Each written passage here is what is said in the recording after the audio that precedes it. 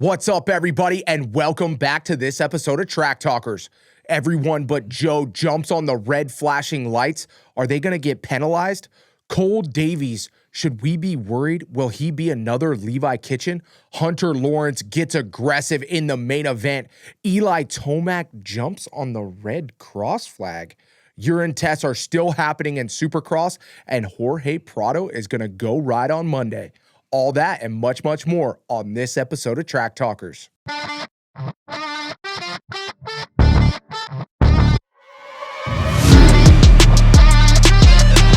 Entignapp on the 723.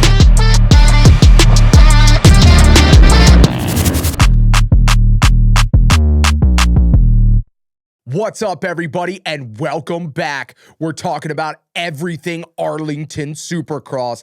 In studio with me, as always, my brother, Tyler Entignapp. Uncle Ty, say what's up.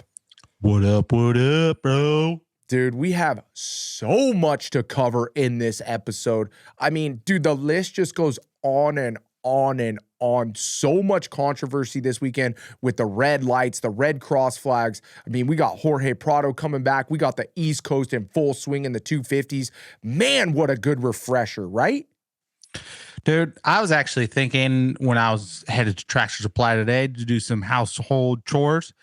Man, that's exactly why I love watching racing. Like, as much as we can analyze or we do our result reviews and we put people into positions that we think that's going to happen, you just never know, especially in Supercross, especially in the East Coast, we found out, and in the 450 class. Like, that's why you line up on the gate. It's one race, one main event, and you got to perform at that day and time, at that place. Yeah. And that's what's so hard to do. And that's why we get so much parity into Supercross, Monster Energy Supercross. And dude, I just love the expense and just the mystery of racing, seeing who's going to perform and seeing who is not.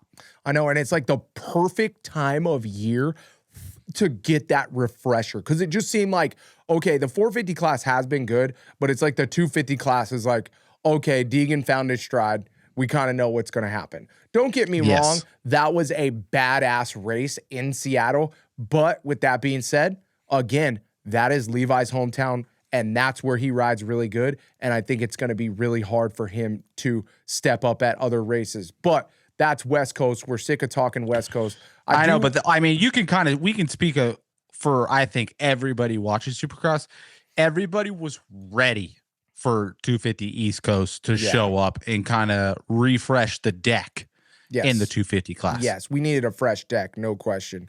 I do think you're right, though, Ty. Like, it makes it fun watching the single main event. Like, even the Triple Crown loses a little bit of that mystery. Like, it is cool to switch it up with the Triple Crown, but man, by the last race, most of the time, we kind of already know what's going to happen. And then you can kind of go into like salvage mode and like, you're just nurturing the win and kind of doing what you need to do instead of going all out. We're like, I'm saying Cole Davies probably still could have somehow come away with the win if it was a Triple Crown.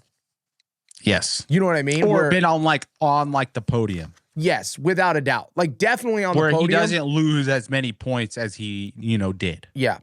Okay, well, before we get into the Twisted Tea debrief, Uncle Ty, say it with me, bro. You ready? USA. Oh, bro. USA. We got to give a shout out boys. to the USA hockey team, bro, coming out with the big dub. Dude, I mean, I know we're big. I know we're Supercross, but we gotta give a shout out to the boys.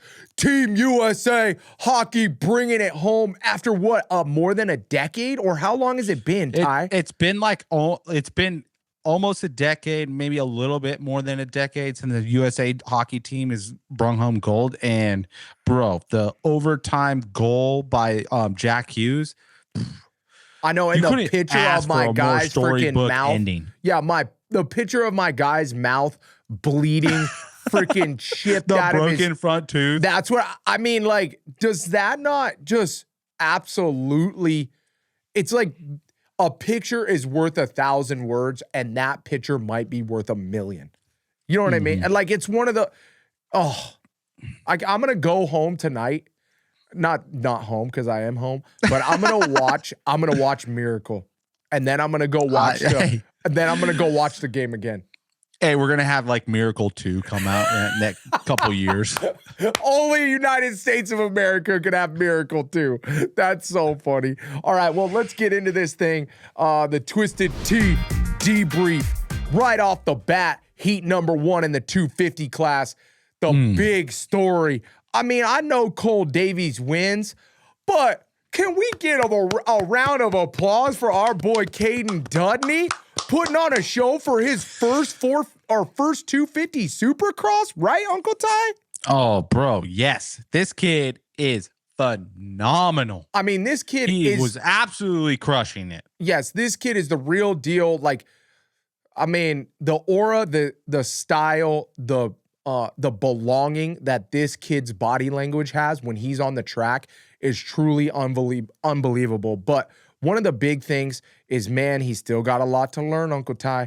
In that first heat, he comes out, he's in third place, he's right behind Jalik Swole. You can tell he has speed on Jalik, right off the bat. You can tell. Okay, you're like, okay, Caden, take your time. Don't take too much time, but you got to get by him. He's got Nate Thrasher right behind him, his teammate. He's in a comfortable position. His teammate's, one spot ahead of him, Cole, then Jalik, then him. He's in the perfect spot, and he's got to make the pass. And little rookie mistake, waited a little too long, didn't find the right place to pass, wasn't aggressive enough. It was a very, very hard track to pass on when it was fresh. Obviously, the track deteriorated, and it did get a little bit easier because there was really good lines and really bad lines. But, man, in that first heat, Caden could not find a way around Jalik, and that was a problem. And I just don't think he's been up against somebody that's that good yet and that professional where they kind of know what you're doing. Like, this is not SMX Next anymore. You know what I'm saying? Well, and that's why I'm thinking is like he's got to be able to pick his spots on the track that he can make a pass on or that he's really good on, and then also get a feel for the track and the spacing of the track of like how much he can cut off, or he can do a slide job on him and get that bike in front of Jalik's rear wheel or front wheel, and kind of put an aggressive move on him. And you would think that he would be able to kind of pass Jalik with how much practice he's got at the Star Racing Farm. You got to think he's been block passing people, but it's just a different. Well, it's a completely different feel with the tough blocks and being underneath the lights at the race weekend too. Yeah. So it's the stage. Give the kid time, and he's going to be absolutely phenomenal. Well, that's the thing, and that's why I wanted to talk about Caden Dudney is because what he did in that first heat race, that just screams, the writing on the wall just says potential. You know what I mean? Like everything is just, okay, yep, this kid's the real deal. He's only raced, the reason he has number 82 is because he's raced an outdoor race before he got some points. But, in Supercross, to see him do that, there's just these little things of racecraft and knowing when you have to just force it, shut the guy down, go. He should have just done what Nate Thrasher did, but been a little bit more aggressive. You don't have to take out Jalik, but you have him roll, and then you go table onto the next table and make the pass there. Or, just wherever you got to do it, you have to shut him down because he was clearly getting held up by Jalik. And then all of a sudden, him and Jalik get close because it's 3 laps later. Nate Thrasher moves up. He does the twofer. He passes both the riders, passes Jalik and Caden. And then what happens, because Caden gets ruffled, then Colin Park is coming up, which Colin Park wasn't as fast as him. But when you get ruffled a couple times, you lose that rhythm. All of a sudden, you get shuffled back really quick. You're not finding your lines. You went from looking forward to now you're looking back, and then you're not riding the lines that you want to ride. And all of a sudden, you're almost getting passed for 5th place when you should have had a 2nd place and even been up with Cole Davies, because I think he did have the speed in the heat race with how smooth the track was to run right behind Cole Davies. He wasn't passing Davies, but he would have been right behind him, which would have been a huge confidence booster. Instead of getting 8th gate pick in the main event, he would have got, 4th gate pick or 3rd gate pick in the main event, which could have completely changed everything, especially because we're not into it yet, but the consequences of what happened in the main event on the start. So you learn that lesson, you move on. Caden Dudney, my boy's a real deal, right? I mean, I don't know if anybody had any questions about him. That's for sure. I mean, there's questions about I have questions about anybody until they go out and they race and they show up. I mean, that's the bottom line. I've seen so many kids that are so fast that once they go race, they can't calm down and they can't get it done. And that kid looked like he had already raced 20 Supercross races. Yeah, I mean the biggest worry, right, for all these young riders, and we'll kind of get into it a little bit later too, or is Casey Cochran, or like these young kids that are injury prone. So I don't think Cade Dudney is injury prone. Like I don't remember seeing him, crashing a lot or hurt a lot in amateur ranks. So I think he's pretty solid on that part. Yeah. It's just learning these lessons without taking chunks is the biggest thing in Supercross, because you're going to be riding the edge, you're going to be taking risks, and you just got to manage those risks and make sure those mistakes are catastrophic where you're hitting the dirt, where you can kind of still pull them off and then still be able to check yourself and learn from those mistakes on the fly, so you don't do that next lap or even the next gate drop. Amen. Big shout out to our boy Marshall Welton. Didn't do that great in the main event, but transferred straight out of the heat. Do you know what happened to him in the main event? No. I know he got hung up. I don't know that, but I thought he got hung up in that crash. No. He got hung up in that crash, and then he was pushing his bike off. Yeah, he just walked off. I think something you know what I mean? I would just assume that something happened on the start of the main event. But he did make it out of the heat, which is a huge step, because one thing that's telling me is he's got a bike underneath of him that has enough power to get him up front, in the heat race to make it happen. So that's a pretty big deal. And Derek Kelly did really good as well. So that team Cowie is working good. Can't, you know what I mean? Can't be bummed about it. Heat number 2. Dude, I think the biggest thing I took away from heat number 2, other than the red flag, which was a real bummer. We had a red flag situation. I think Ricky talked about it on TV. Gavin Towers, somebody clipped the back. It looked like Peters, maybe. Kyle Peters clipped the back of Gavin Towers, kind of got tossed, ran into somebody else. And then there was actually a whole different accident that happened. So it wasn't actually like a domino effect. It was like one guy hit another guy, and then those 2 guys went down. And then another guy caught the back of, another rider and went down as well. So that's why there was like 3 guys sprawled out. And the reason for that red flag was because they were going, obviously the finish line jump goes straight across the start straight. Well, when they made that loop, the guys were literally laying in the track right there. And you can't you can't do that. But the funny thing is, Ty, is I think that was the first time I've ever seen a red flag where every guy gets up and gets back on the gate. I know that's what's kind of funky, is like, I thought they were going to implement a new rule this year. Is like, if you cause the red cross flag, I've heard this in the main event that they were going to implement, is like, if you cause the red cross flag to come out, then you're not allowed to line back up, because that's pretty hard. That's pretty hard though, because there's a lot of situations where we've seen some bad crashes, but they're okay. You know what I mean? Like, I know, but I think everybody knows, like, the time that like Cameron McAdoo crashed and looked like a dead body and then got back up on the line. Yeah, but dude, if you're bruised and you're hurt and you're not concussed, I don't see what the problem is with getting back on the line. Now, if you're concussed and Doc Bodner, whoever's out there, says no, I think they're concerned because it could be, someone could take advantage and use it as like a strategic maneuver to get back on the gate because instead of getting back on their bike. I get that 100%, but there's no way you can tell me that. I mean, and this is, I know you're not saying this, but there's no way you can tell me Cameron McAdoo did what he did on purpose. No, you know what I'm saying? Like, absolutely it should not. be like relatively easy to kind of know if the guy's crashing. But on basically, purpose. you're asking the typical questions on the ground, like, hey, do you know where you're at? Yeah, I'm at Supercross. Do you know what day it is? Yeah, Saturday. Yeah. Do you know you're racing the main event? Yeah, I'm racing the main event. Like, you're if asking you like can't 3 or 4 answer, other, you're if like, you oh, can't okay, answer good. any of those 3, you're out, dog. Yeah, You're off the for sure. line. You ain't But I'm getting- just saying, like, you could answer those 3 or 4 questions and still be good to go, or still not be good to go. Yeah. I mean, it's just very situational. I think you have to leave that up to, I don't think you can make a rule about that. I think you have to leave that up to asterisk. I mean, with that being said, though, if you're laying down there for a lap, why are you laying down for a lap?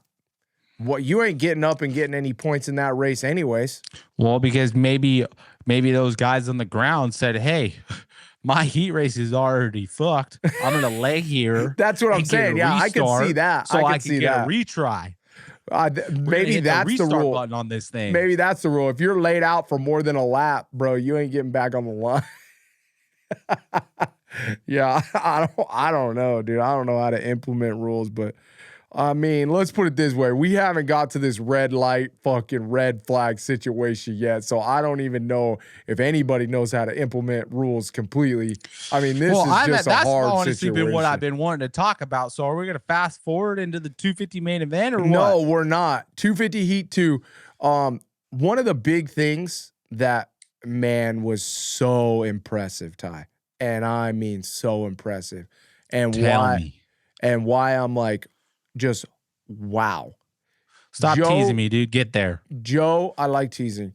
Joe Shimoda whole shots twice. I mean, that's a big ass deal. And whole shots the main event, right? Or damn near. He's top 2 in the main event. Is he even that hard on a Honda anymore, dude? You just get up there, you hold it pinned, and you just dump it. And you watch the light turn green. You're like, all right, sweet. And then you see the gate drop, and then you just dump the clutch. That's it. That's literally it. Huh? You don't have to do anything else on a factory Honda. There's no technique involved whatsoever. You don't even have to grip the bike. No, you don't have to grip. You don't even have to shift at the. You don't even have to shift at the right points. No. It shifts for you. They have a special start gear where you click it down twice. So instead of first, it goes down to first and it stops. Hey, you know what? I actually heard about this. They took the engineering from the Africa Twin and put the automatic transmission in their factory 250, and they just program the track, and then they just hold it wide open. And it's in the right gear all the time. Dude, you kind of had me for a second. Like, you literally kind of had me.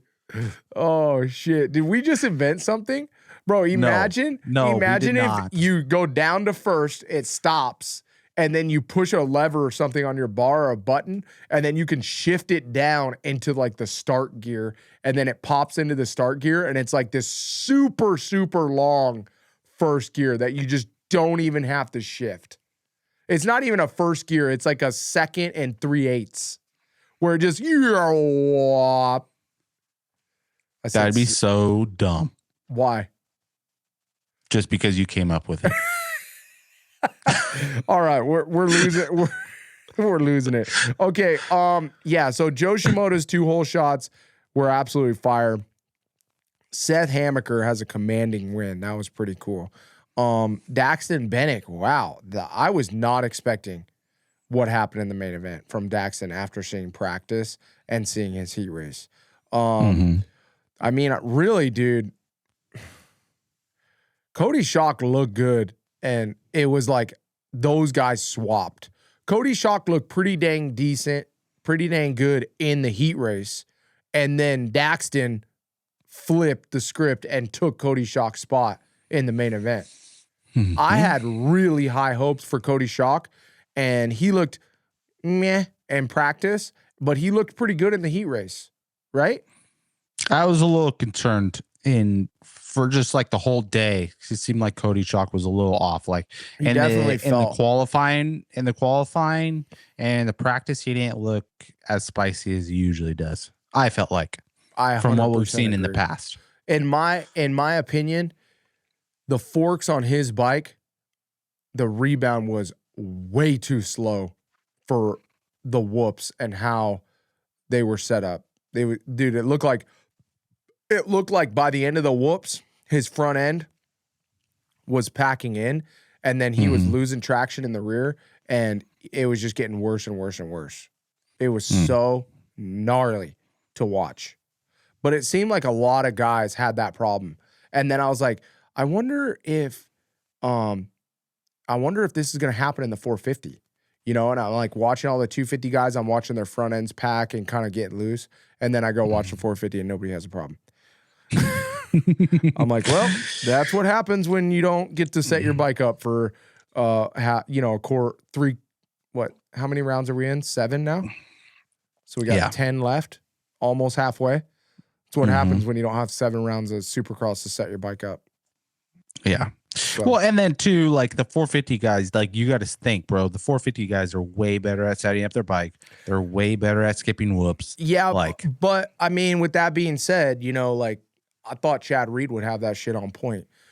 They did fix the bike throughout the night, so it did get better. With that being said, the 450 guys know how to set up their bike. Oh, I gotta make a hat or a shirt that says "with that being said." That is funny. Oh my gosh. All right, 250 main event. Anything else in the 250 heat 2? No. Okay. 250 main event. Cole Davies looks like he has a great jump and then takes out 3/4 of the Star Racing team. And somehow Seth Hamaker gets like bumper boated, bumper card. He's going down and then somebody holds him up. Yes. But literally. But gets his fingernail ripped off his finger. Talk to him after the race. If you guys haven't seen it, go check out the post-race interviews. I got a lot of great interviews after the race.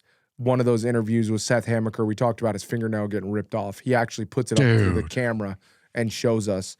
Damn. That's so gnarly. That's why his whole glove was just blood after the race. Did you see it on camera? No. Yeah, just whole white glove just covered in blood. Dude, that's so gnarly. That's going to hurt so bad next weekend. In Daytona. I mean, you gotta believe. I mean, we just got the Travis Pastrana handguard set up next week, right? On that side? No, just all the way around. Both sides. I mean, the Joe Shimoda one handguard thing was got to be like the craziest work I've ever seen. Like, what are we doing? Balance this bike out, bro. Bro, Give me the double handguard. It was like the Michael Jackson one glove thing, dude. Oh my gosh. Don't you dare start with me. I feel like everybody knew. Okay. Oh, that's funny. Well, I'm expecting handguards on Seth Hamaker's bike, but what I did want to talk about, bringing up Seth Hamaker, on the percentage pie. Yes, we are stealing this, the percentage pie. How much did that affect Seth Hamaker's main event? How much did that affect him? You know, the start or the finger? No, how much did the finger? Yeah, not the start. How much did the ripping off of the fingernail affect his main event performance? Because his main event performance was not what he needed. That was not. What do you mean? He still finished 4th. Bro, I talked to Mitch. Mitch was pissed. Oh, really? Oh, yeah. Like, how pissed? Mitch was like, he should have won.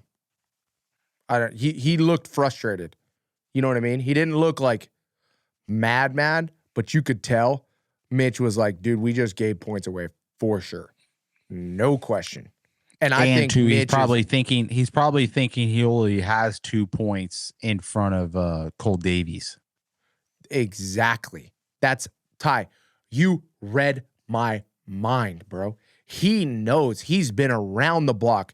Mitch knows that, bless up Pierce Brown got the dub, but he knows who the man to beat is, and that's Cole Davies. And if you can't put some points on Cole Davies right now, max points, and I think he's also like, oh shit, Joe Shimoda broke his damn neck, comes off 2 weeks, almost wins the race, and rolls and fully gives away the win and still almost wins. And Seth's riding around in 4th. And he's the favorite in my eyes. Seth Hammaker? Yeah, Seth Hammaker. Seth Hammaker, odds-wise, had to be the favorite going in. Really? Dude, if you're on a betting website, if any of you guys know this down below and you guys are betting, what were the odds? Who had the best odds? Or I guess, who could you win the least amount of money off of this weekend in the lights class? Bet Seth Hammaker was the one pick to win. Bet he was in the negative. I mean, yes, I would definitely say Seth Hammaker was him and Cole Davies, right? Yeah, him and Cole Davies were like neck and neck. And then Joe Shimoda, because, I guess Joe could have been because the way they do it, but, not logical because he broke his neck and he came on the bike 2 weeks ago, wasn't even supposed to show up, right? Yeah, but to win the championship, it would probably be pretty high. Yes, win the championship is totally different than winning the first round.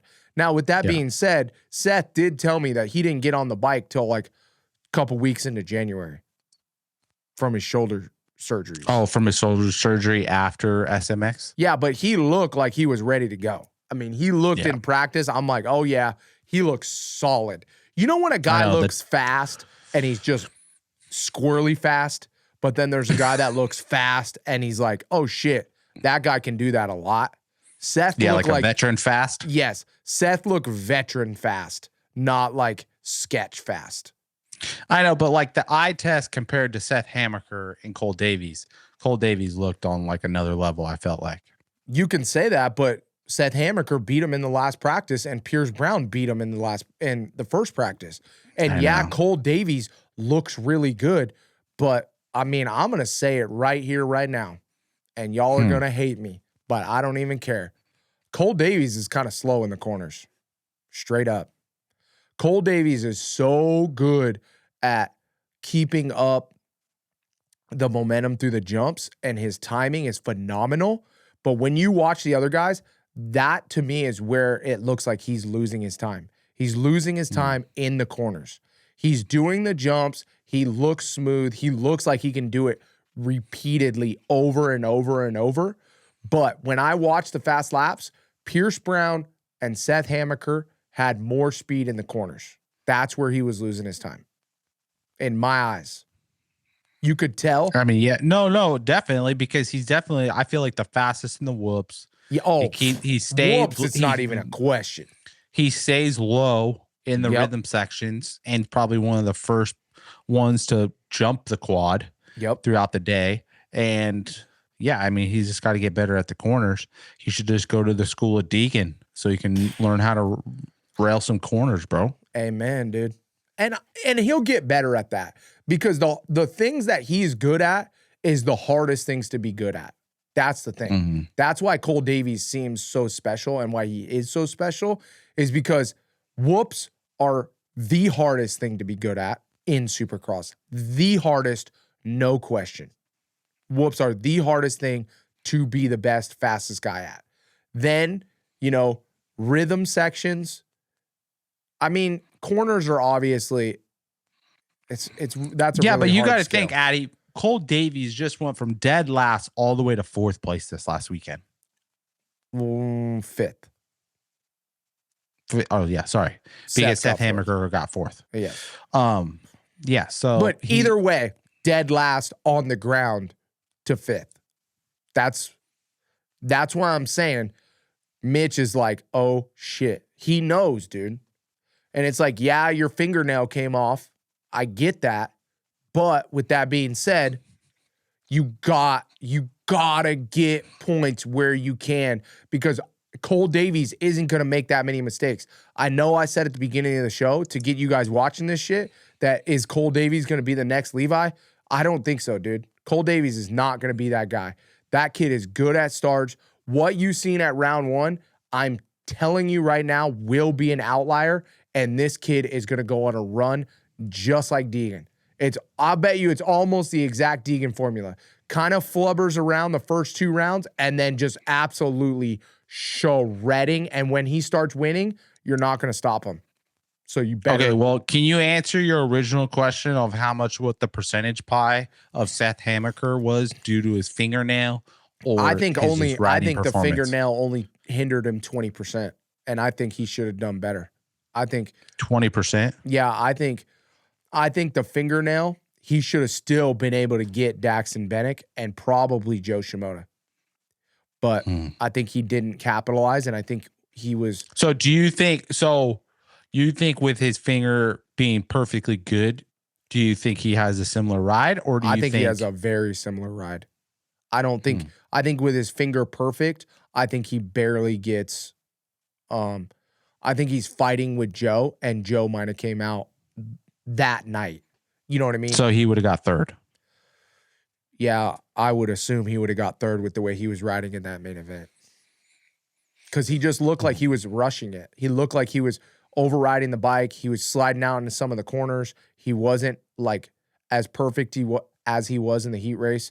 It just looked like he was a tiny bit off. Yeah. You know, I mean, Seth Hamaker should not be getting fourth to Daxton Bennick on the first round. Nope. No. He should be riding through the pack, especially with kind of how it laid out. No one was really stretched out. Everybody was still pretty close. Yeah, listen to this. Best lap times. Pierce Brown, 50.09. Joe Shimoda, 49.5. Daxton Bennick, 49.9. And Seth Hamaker, 49.543. So Seth had the fastest lap time and still couldn't get it done. That's what I'm saying. Like, what? Okay, finger, cool. You were still the fastest guy on the track. How come you couldn't make it happen? What was going on? It was still your night. You were still the fastest guy, but you couldn't get it together. And that kind of worries me a little bit. Well, I mean, time will tell. Yeah. And Seth is good. And look at what happened last year when he caught momentum. You know? Mm-hmm.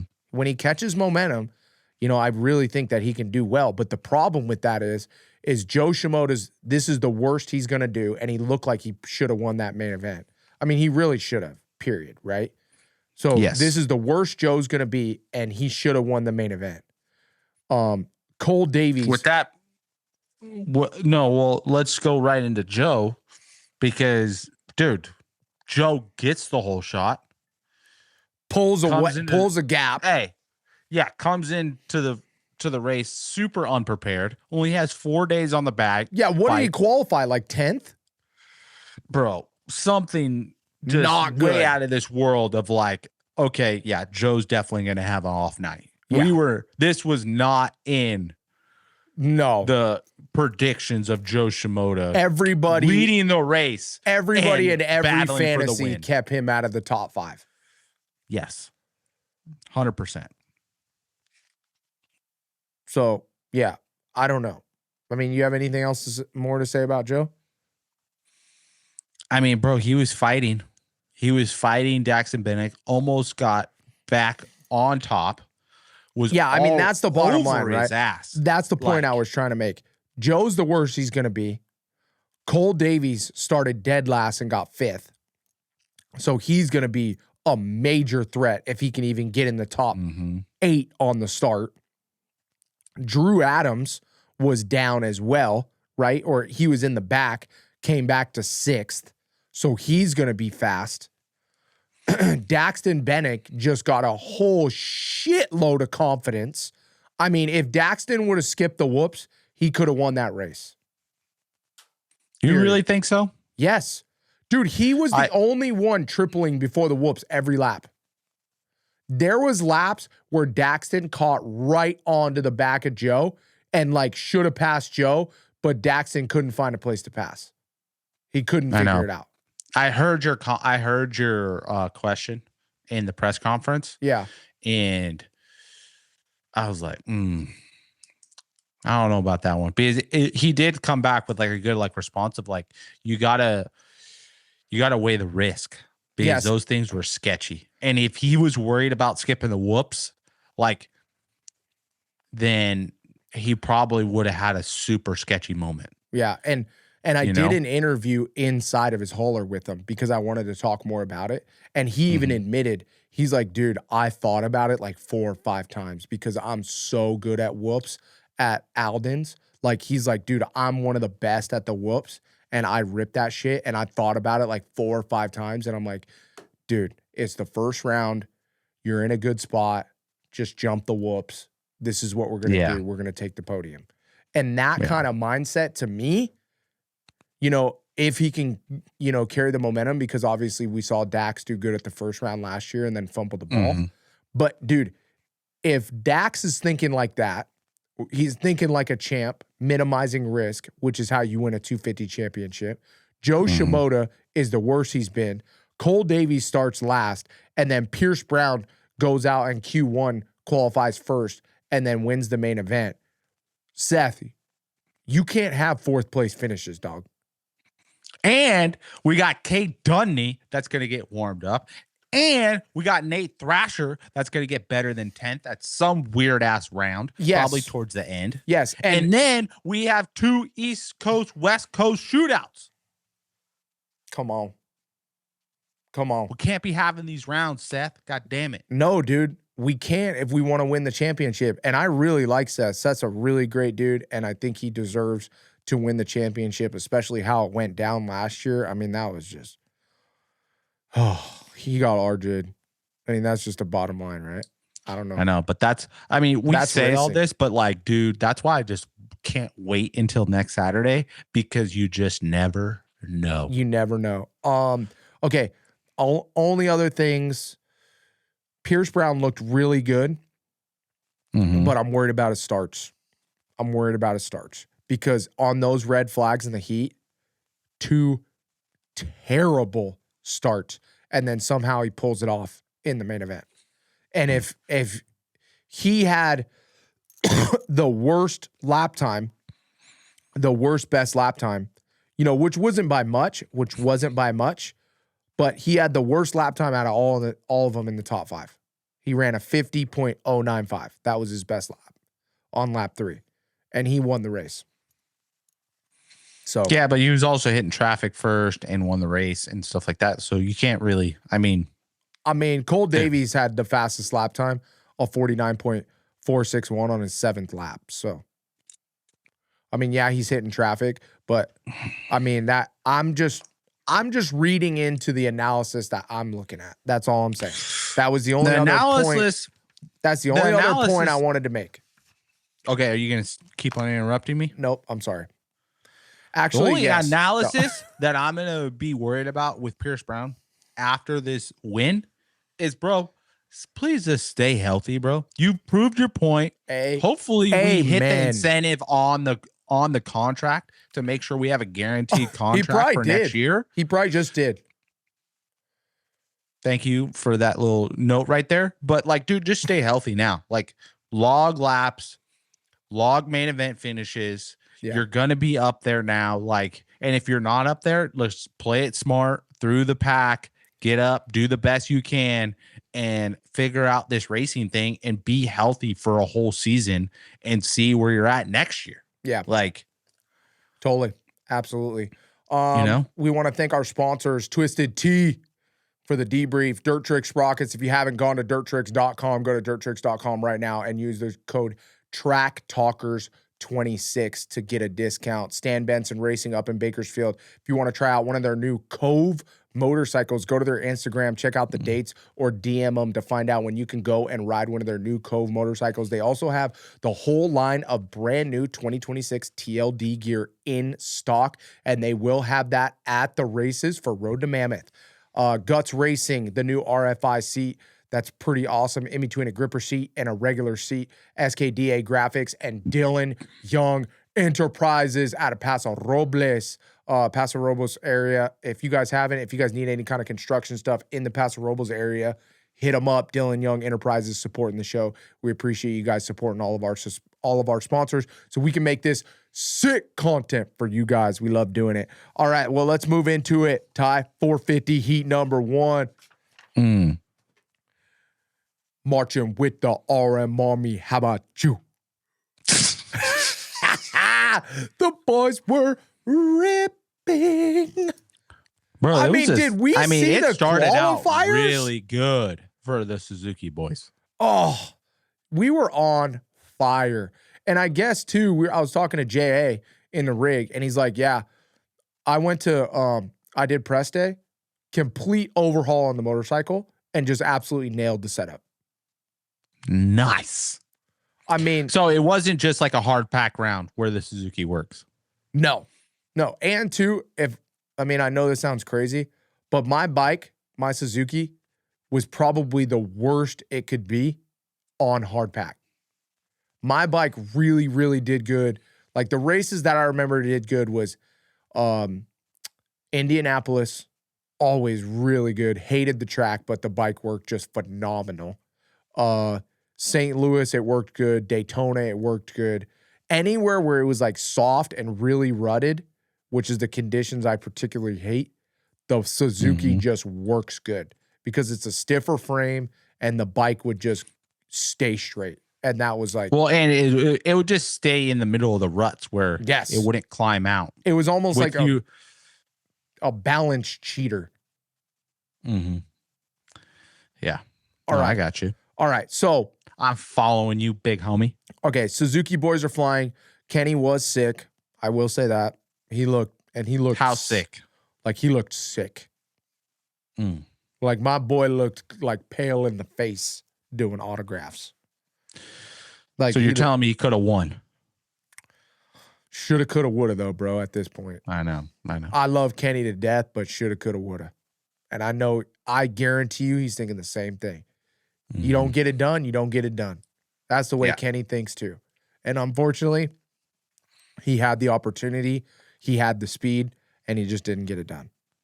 The question I do want to ask you, which I thought was interesting, do you think if Jason and Kenny weren't teammates, do you think Jason would have tried to win that heat race, or do you think Kenny was just putting it down? No, I think Kenny was putting it down, and then also I think Kenny and Jason know what to do in a heat race. Yeah, and like it doesn't matter as long as you're in the top 3 in the heat race. What's the difference? Yeah, we're literally talking about 2 spots of gate pick. So let's figure out the track. Let's make sure freaking Suzukis are 1 and 2 in this heat race. Yeah, make everybody stoked, and let's get to the main event. I know. How sick did Ando's gear look? There was a couple get-ups that were pretty freaking sweet. So we got to. Ando was looking really clean. We got to bring Lit Kit back. We're gonna bring that shit back next year. We're gonna just hand out trophies and bring that shit back. Why not? Right? Why not, bro? Why not? We're just bringing it back. 450 Heat 2. Man, what a sick ass race for Joey Savacci. I think like the big takes for me, 1 and 2, were Hunter Lawrence. That was the first time I've ever seen that guy get out front and sprint in a heat race. I mean, he put it down. Did he not? I mean, yeah, he was ripping. Like, it kind of made me mad about my fantasy picks because he did not look like that in practice. I'm going to tell you this, Ty. I verbally said this out loud. After the first heat race, or after the first qualifying, I looked at Hunter and I saw that pass that he made through the whoops. And I said, I'm going to tell you right now, he is not going to be in the top 5 unless they get that bike to work good in the whoops.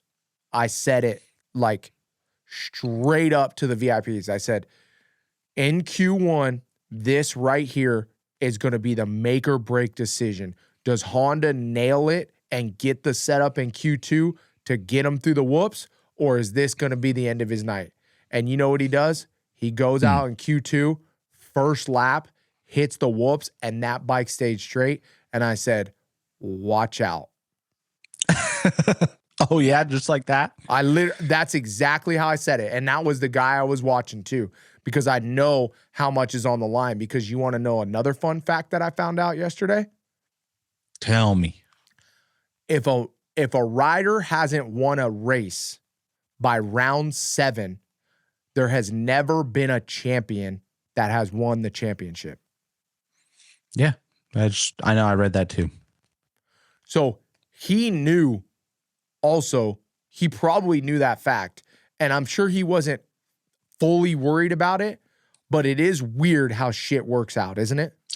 He was definitely not worried about that fact. No. He probably didn't even know about it, but he is opportune. Like, I don't want to mess this up because you know how I make my words up. Yes, I do know how you make up. Yes, he's very opportunistic. Wow, good job, Uncle Ty. Round of applause for my boy. I've been working for the YouTube fam, but yeah, I just when I saw him in practice, I was like, dude, this guy's looking sketchy. He wasn't even in the top 5 for That's a while. what everybody thought. It did not look good. I mean, and the Honda boys came back with a vengeance in the heat race and in the main event. And bro, I'm just so stoked that it worked out because we have a heavy championship now. Like, I just want to get to the main event and talk about the main event. Okay. But before we do, and before we move on from this heat race, we have to talk about our boy, Joey Salvati, bro. I already knew who you were going to talk about. What a freaking race, baby. Bro, our boy is building some steam. Oh, building some steam right now. Dude, so that was another interview. I got all kinds of good interviews after the race. So that was another race in the post-race interview. If you guys go check that out. I talked to Joey Salvati after the race. And what do you say, Adam? He said, and I kind of I laid it out a little bit. You know, sometimes I ask questions where I give away the answers, which I need to really work on. Yes, you do. But with that being said, you know, he said that it felt, oh my God, I got to stop saying that. He said it felt like it was the first time that he flipped a switch to where he was ready to race and pass those guys. You know, it wasn't any more like, okay, I just want to hang on and finish right here. It felt like, oh, I'm going to pass this guy right now. I have what it takes to get this guy. And that switch, to find that switch as a racer, oh my gosh. I mean, that can take do a it lifetime. on Eli Tomac, bro? On Eli? On the legend? Eli? Are you kidding me? Like, that's the number 3. You passed Eli Tomac straight up. I mean, you have to go down in history just for that. Yeah. So what did he say about it in the interview?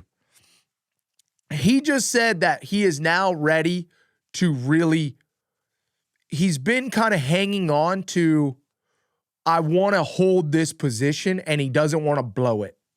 And he hasn't been letting it go. And he feels like he's starting to get to the point, like 1 or 2 more of these top 5s, 1 or 2 more of these good heat race finishes. He's ready to go to the point where, hey man, if I took a front wheel and I go back to last, at least I gave it my all. Yeah. You know, and that's what he said, which I thought was so cool. He's like, because I know what that feeling is like. You want to get into the main and you want to ride, you know, somewhat conservative where you know you're going to make it happen no matter what. And you don't want to risk that extra edge. And Joey's comfortable with where he's at, which is an insane spot to be comfortable. And he's ready to push that next edge. Yeah. Yeah. He's getting to the point where he's not having that thought back in your brain of like, let's just keep on staying up. Exactly. Like, we're like, he's been at 80% attack and now he's to the point where he's just 100% attacked and let's just do the best we can do. Yeah. And if we wash a front, shit, I've already gotten a top 5. People know I can do that. I got to go for more, which is a phenomenal place to be. Because I thought at a point, I mean, correct me if I'm wrong, but I thought at a point we were going to get Hunter on that last lap. I know. Right. Like he was on his rear wheel. Like I was hoping for a few more laps and like Joey would have got him. Like we're passing the championship red plate holder for the heat race dub. Mm-hmm. I know. Crazy. Absolutely crazy. On the quad lock, he called it the quad lock privateer B team. I'm like, come on, bruh. Come on, bro. You got Martin Davalos over there setting your shit up. You ain't B team. Get out of here. Yeah, come on, dog. There's got to be, we got to figure out a way to like tier these teams off because there's no, I mean, don't get me wrong. Bubba Pauly and those guys over on the Cowie team are doing a fantastic job. Like a fantastic job. Those guys are bad mofos. But that team and Quad Lock Honda are different teams. Yes. Different tier. And they're right now they're under the same category. I mean, what, 2 years ago, PMG was under that category, right? Yeah. Yeah, I would definitely put PMG in that category. And that's way too broad of a category. It can't be PMG, Quad Lock, and, you know, like I said, another team doing a fantastic job, Dirt Bike Depot. Yeah, I mean, you're getting into a long conversation, so let's not get there tonight. Let's not get there. So, all right. Anything else in the heat? Oh, you know what I have written down? What? Oh, Chase Sexton. No, I don't know, bro. Do we just we just gotta forget about him until he wins again, dude. We just gotta forget about him until he wins. All right, we ain't even gonna talk about Chase. We're just gonna let him do his thing, kind of in the back, whatever. You know what I mean? Blah blah blah. Yeah. Blah blah blah. Chase, do your thing, bro. Do your thing. Yeah. Do your thing, bro. Do your thing. Yeah. Good to have Garrett Marchbanks back. Yeah. Even though he crashed, damn, bro. Can we? And then Weimer just completely blows out Dan Fahey on Pulpamex. Like, they're just taking hits, bro. Oh. You know what's so sick, though? This is what's so sick. What? This is what's so badass. The top is only higher if the bottom is lower, boys. What kind of analogy was that? I said the top is only higher if the bottom is lower. You know what I'm saying? You pick it up when I'm throwing down? No. I'm saying if you got to dig deep, deep, deep in the trenches, when you get back to the tippy top, feels that much more crispy, bro. You know what I'm saying? Yes. You know what I'm saying? If you gotta go to the ultimate deep to be honest, deep in it. To be honest, they might even be still going down a little bit. Right? I mean, bro, it wasn't looking that way in practice. He was looking good. The race is the race, my boy. He did look good in practice, though. I was like, I even took a video and did a hot lap of him in practice because I was like, damn, this fool looks good. Like, we're looking snappy. Yeah. But either way, I don't know what I said, but I have it on camera. I said the top is only higher if the bottom is lower. So trust the process. Right? I guess. Trust the process. I guess. Trust the process. All right, 450 main event. Let's start out with this shit. Hunter takes my boy J.A. out, bro. He's fully squids. Hunter Lawrence squids and takes my guy Jason Lawrence out of the race, and Jason was up there, dude. I mean, well, you got to give me the breakdown on this because My broadcast missed it. Okay.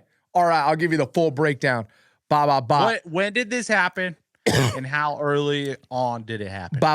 J.A. just ripping. You know what I mean? Throwing it sideways.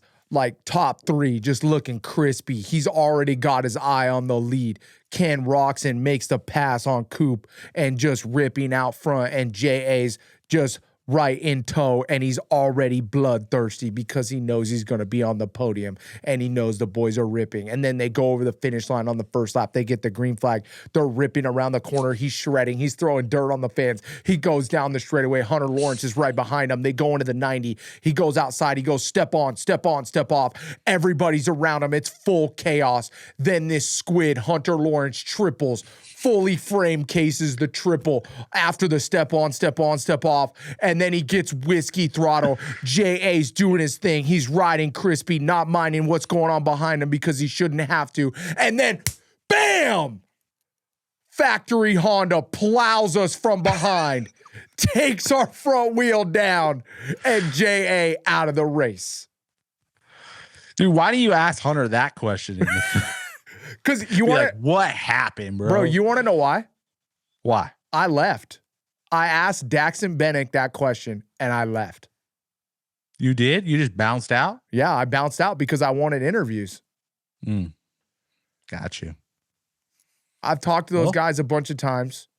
I'm kind of bummed out because I haven't been, you know. It wasn't a 1-2 450 podium. Yeah.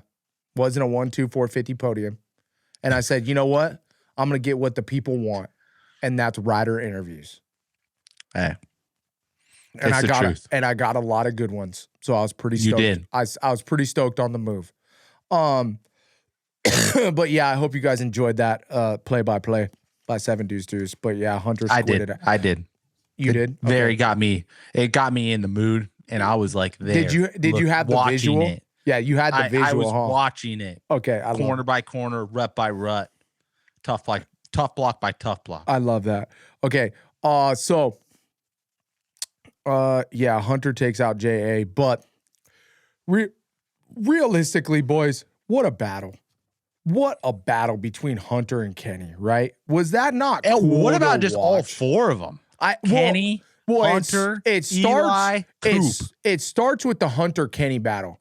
And then it turns into all 4 guys are like within like what, 50 or 25 yards of each other. Like the whole group of them are within like that little straightaway in the back at one point. Mm-hmm. Is that not the sickest racing ever? It is absolutely the sickest race ever. But I'm going to ask you this question, Adam. Percentage pie, okay? What percentage are you giving to Kenny being sick this weekend? Do you think, how do I ask this question? Is like, where do you think Kenny finishes 100% healthy? Do you think he gets the win, or do you think he gets 3rd or 2nd? To be honest, I think he gets 2nd. But you don't think he gets the win? I think he had a chance to win, but if I had to put $1 million bet on it, just the way that Hunter Lawrence was riding last night, and I even hate to say it, I hate it. I know. He was riding really good. No, well, not only was he riding good, but he was also riding like what we've been asking from him for a long time. And that was like, I know what's on the line. I want this win more than anything. And if I have to bulldog my way into this position, I'll fucking do it. Yeah. And that's what it looked like to me. Because I've never seen Hunter running in on somebody the way he was forcing the issue on Kenny. Are you fucking kidding me, bro? We are 1 week ago from him ramming it in hard. Did I say somebody else? The Suzuki. Did I say somebody else? Out. I said Kenny. Oh, he's done us dirty twice. Last week to me, I thought you were talking about Hunter. No. I was talking about Hunter, and you're right, but I was trying to get myself out of it, kind of like chicks do. You know what I mean? Like, because I didn't say anybody else. I said Kenny. So it was like implied that that was all Kenny. He just rides Kenny hard wherever he's on the track, whatever weekend. Oh, yeah. Yeah. He rides hard, dude. Yeah. But last week, to me, it was the dirtiest, worst pass I've ever seen. But no, that's not true either. I'm exaggerating. But with that being said, it did look like he made a mistake and got squirrely and just freaking brain farted. We're not trying to go back, okay? Thank you. Either way, we're moving forward. Either way, the bottom line is this week, Hunter Lawrence looked like an absolute bulldog that was not going to be denied of a win. He was going to do whatever it took. He was either going to die or win. Did it not look like that with the way he was racing? I felt like as long as Kenny had some fight in him, I felt like both of them were racing exactly like that. Like they did not, both of them did not want to give up the position. They didn't want to get denied. They were fighting tooth and nail around the whole entire track. And it just seemed like Kenny just lost some stamina, and Hunter got around him at the right spot and put down some heaters and found the absolutely just like that zone that all of us riders just love to be in, where everything was clicking. It was a super rough track, but he was riding it with ease, and he found that zone, and it was the perfect time and the perfect main event to do it. Yeah. And I say Kenny would have got, I think Kenny would have got second.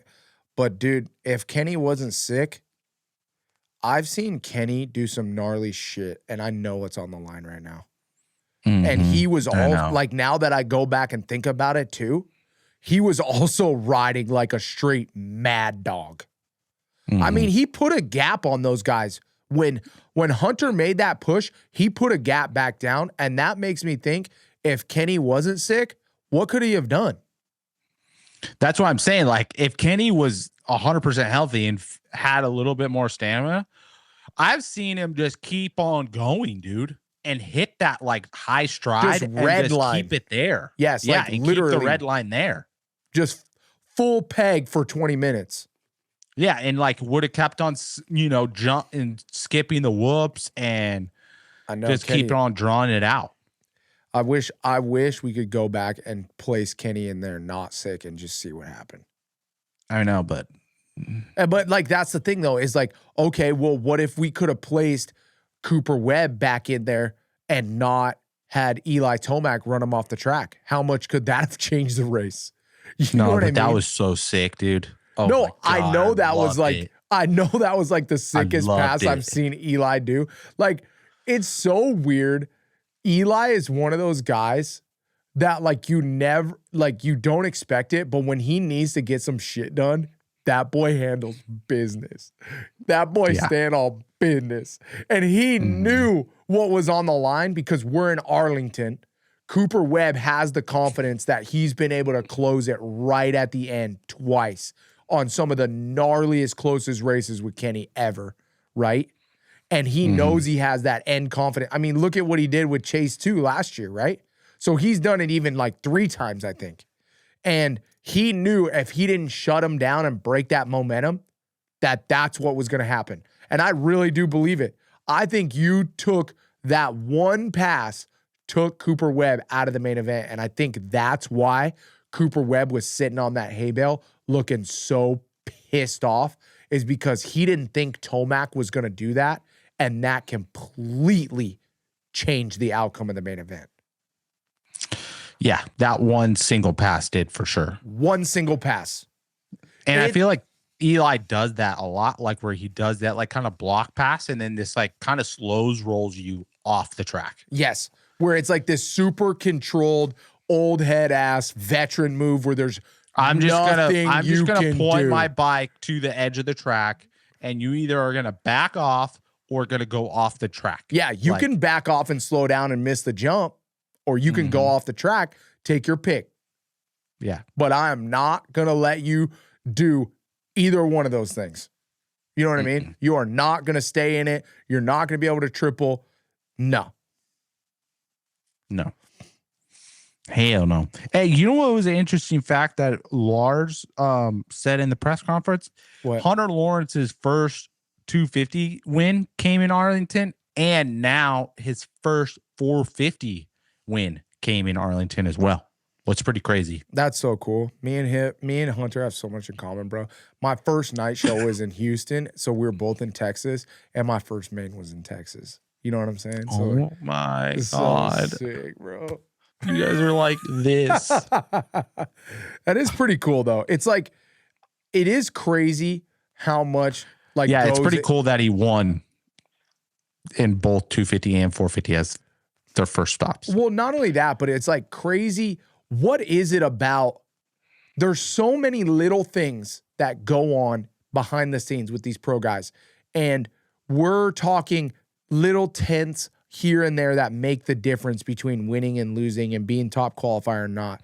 But then why does where it's at mean so much? The track is completely different. The dirt's a totally different texture than it was the year before because it has less water, more water, whatever that might be. The start setup's different. The atmosphere is different that day. The weather will be different that day. But yet, the similar good results come in good places and similar bad results come in bad places for riders. Is that not the weirdest shit? So I think sometimes it's connected, like in certain situations, but like, bro, Cooper Webb is the most winningest rider in Arlington, and he just got third. So, yeah. But I think he probably would have almost won if it wasn't. I mean, I don't know. Hunter was just going so fast. I can't even say that. Yeah. I felt like Hunter was kind of like Mookie in Tampa last year. Yeah. It was just something special. It was his night. It was his time to shine, and he kind of just he trusted that feeling and went with it. Yep, I agree. Oh, dude, did you see the pic on Chris Neitzel's Instagram? Are you talking about the pic where Eli and Kenny and the red cross flag on the top of the finish line jump? Bro, this is what I'm going to say, okay? Eli Tomac's leading the way. And if you look at that picture, Kenny's behind him. He can't see, dude. He can't see the cross flag. You know what I'm saying? This is a full Eli Tomac problem. Kenny can't see. So if somebody gets penalized. I just want to see the pic of, because so that's on the finish line jump, right? So yeah. I want to see the pic because Hunter and Cooper Webb were in front of him. So Hunter rolled the finish line? Hunter rolled the finish line jump. Yes. See, I didn't see that at all. Or I just must have missed it on the broadcast. The finish. What about Cooper? I don't know about Cooper. But I know that Eli Tomac and Kenny was in his blind spot, but they jumped. But I've heard together. I've heard words that it was like that was out, but then it was back. Like that picture is like the pulling back of it or something. But I don't know. Like, where's the video at? That's what we need. We need to see the video. I know, but I mean, what it comes down to is they've already made AMA has already made the decision about no violations. Yeah. But now it's just to the point where it's like, where are they drawing the line, right? Yeah, that's the whole problem. Now they're making a gray area. You can't do that. No, you can't be doing that not on the red cross flag and not on the red light. Yeah, and we haven't even gotten to the red lights. That's all for Moto Court. Yeah, but I'm actually excited to talk about the red lights. What else? Yeah, I mean, is there anything else in the main event? We're pretty much just waiting on the video for the red cross flag, right? I mean, we've already heard straight from the source that there's no penalty for those guys. No, I mean, AMA's already posted it. So As of now, there is no penalty on on the 450 on or either the one. 250, which is Yes. wild. But we're gonna get into that. Mm-hmm. Okay. What I think is like total fucking bullshit. But anything else? Yeah, I want to give a fucking huge shout out to Justin Cooper because he's been like the silent assassin with 5th and 6th, bro. He's probably going to be the SMX championship winner again and get zero money for it too. I don't even know. It's this so is bullshit. It's such bullshit. So bullshit. Like, come on, dude. Was Justin Cooper jumping whoops the whole day? Or was he skipping? He was skimming. I seen him He was skim. skimming? Yeah, I seen him skim. But, I mean, yeah, Justin Cooper's also going to jump. I want to go on kind of like a rant right now with the Feld Rant. more like starter shot. Did you watch the broadcast in the beginning? No. I mean, in Arlington, if it's somewhere during the sunset, bro, we just need to make some notes because I couldn't even see Adam Cincerillo's face. And then I just want to be able to see a little bit more than the leaders. You know, I don't like the 2-box thing, but I want the leaders all the time. And then I want some good 5th and 6th place battles. And don't even get me started on RDL. Amen, brother. Don't even get me started on RDL, Dude, bro. I don't If you want to see the best hot laps throughout the day, go follow Track Talkers on Instagram, okay? Dude, are they even getting the hot laps that I'm getting? Do I just need to tag them in that shit or what?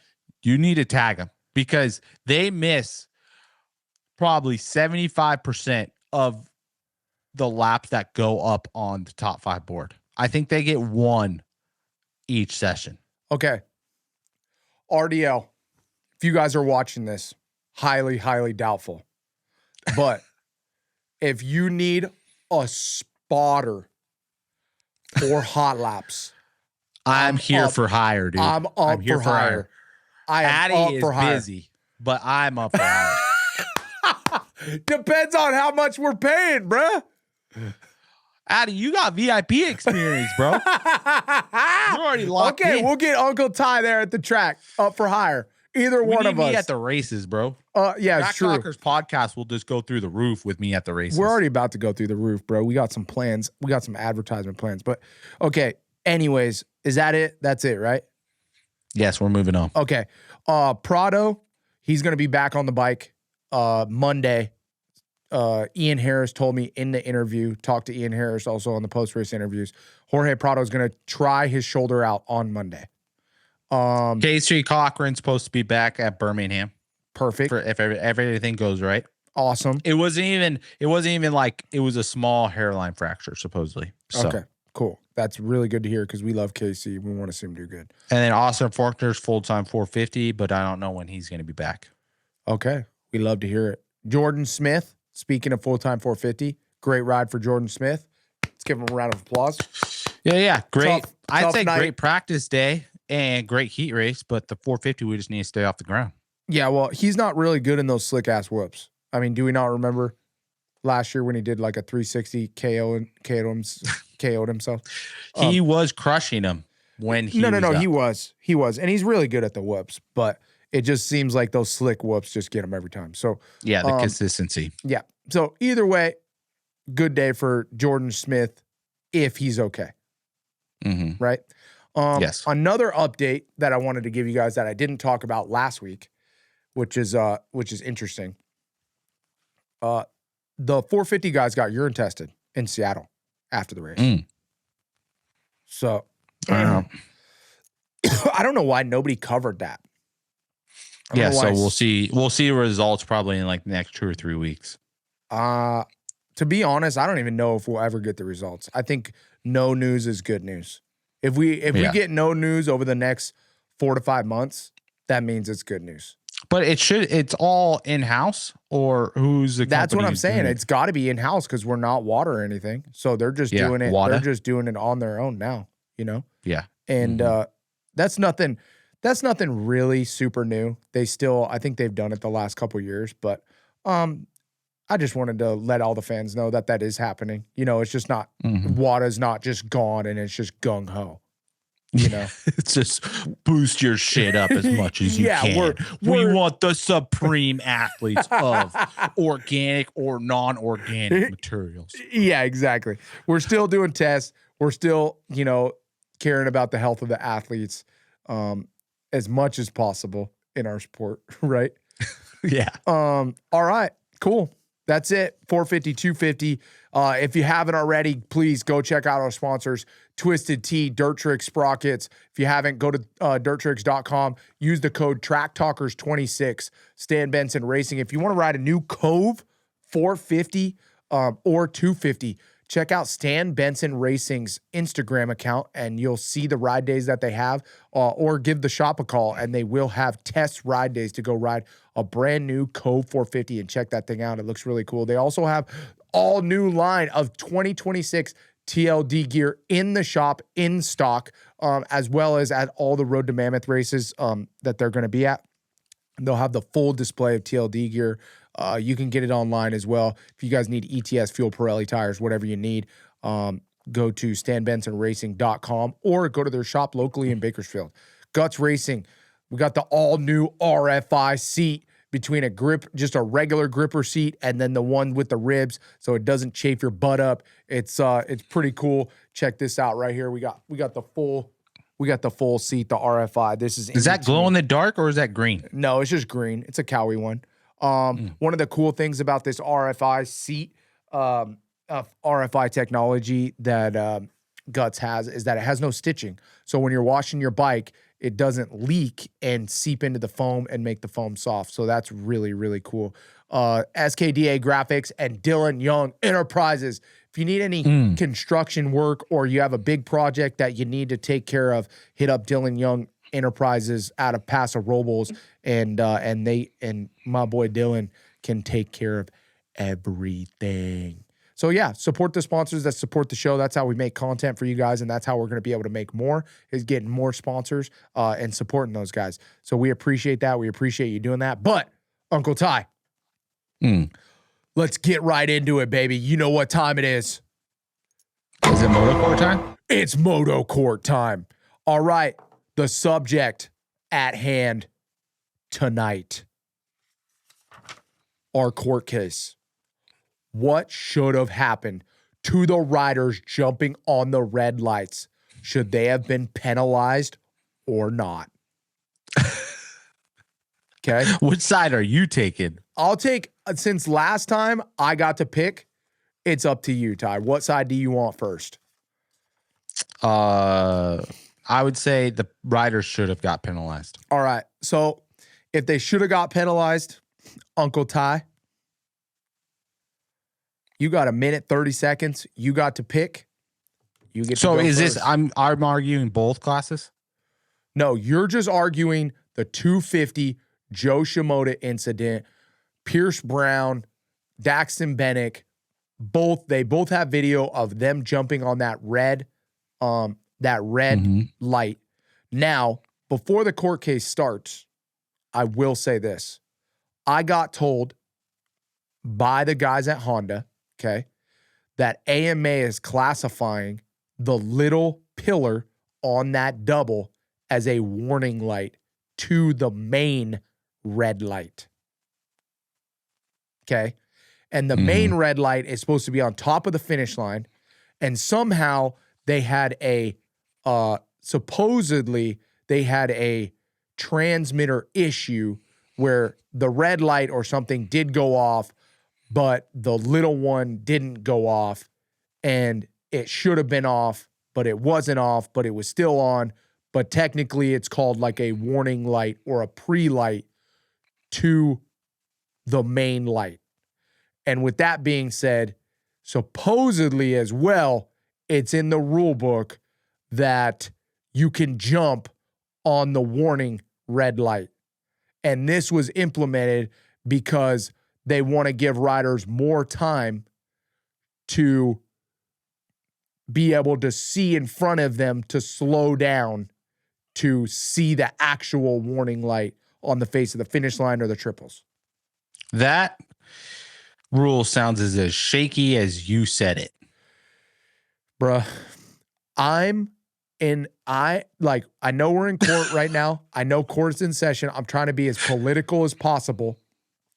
Okay, but I'm also trying to make sense of this shit as well. So I know I'm saying it slow, but I'm trying to get my words correct. Are you going to start my 90 seconds or what? Okay. With that being said, we've laid out the court case. Let's start the 90 seconds. 3, 2, 1. Let's hear it. Are we just making shit up now? Warning lights? Warning lights before the finish line main obstacle that we're supposed to have the red lights and the red cross flags? Like, why isn't this cut or dry? I mean, I've went to 4 riders meetings this year. I have not heard one little 10-second speech, 10-second debrief on some warning lights. And we're 7, 8 rounds into Supercross, and this is the first time we're seeing warning lights. Are you kidding me, AMA? Like, what are we doing? We're supposed to be super cut and dry. We're having riders racing at 100% capacity, making split-second decisions. This rule needs to be as cut as dry as possible. There's no gray area on red lights and red cross situations. If you want the safety of the riders to be the main aspect, then it needs to be cut and dry. There's no gray area. There's no argument to be like, oh, sorry, bro, this was a warning light. You can't jump that obstacle, but you can jump the next one because the next obstacle, the main one, those red lights were not on, but the warning lights were on. So if the warning lights are on and the main ones are not on, then you're good. But if warning lights are on and then the main lights are on then you can't jump either one. So it's like, 4, what are we doing here? 3, like, we need to make this rule cut 2, and dry. If the 1. lights are on, wrap then it they need up. to be on for the whole entire class. Come on, guys. This is not kindergarten. This is professional racing. Dude, we need to be better. You better watch yourself, son. Because did you actually listen in the riders meeting? I did. The first 2, I don't remember hearing anything about warning lights. And there was no warning lights in Anaheim 1 or 2. Man, I really hope. And guys, so I did talk to some very credible people about this. It wasn't AMA directly, but I talked to some credible people that were saying these are pre-lights. This is what I was told. So I'm working off what I was told. So if you guys know more than me, correct me if I'm wrong, please, because this is a very touchy subject. And if this is real, if this is actually what's going on, this needs to be fixed immediately. Right? Yeah, absolutely.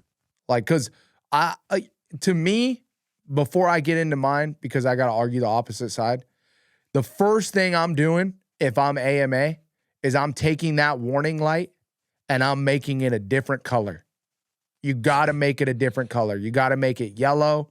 You got to make it something else because we've been taught that red is the color to not jump. And when you're going that fast and you're coming around a corner and you see a red light, the first thing we're supposed to do is hit the brakes. And it's kind of mind-blowing that Pierce Brown and Daxton and those guys seen that light and didn't slow down and didn't roll the jump. You know? And the leader didn't jump. So they just said, F with it. We're going to make up some time regardless, or was just so focused in they didn't see it. Yes.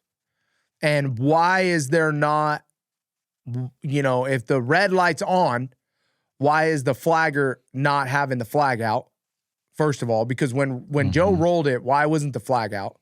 And then secondly, if then the pillar's not working and there's 10 or 12 guys that hit it, why isn't that like emergency on where we rip that pillar down?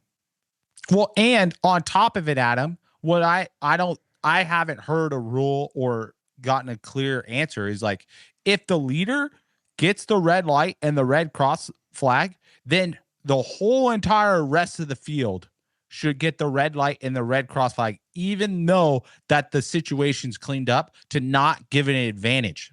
Yeah, almost like NASCAR, where when there's the yellow, when the caution's out, everybody has to slow down.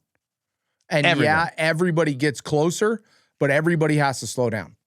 Yeah, but then when the leader comes back around, even if the leader got passed, they just got to stay focused on and then turn off the red lights and turn on the red cross flags. We're not worried about the lappers. We're just worried about the, basically the top 10. Yeah.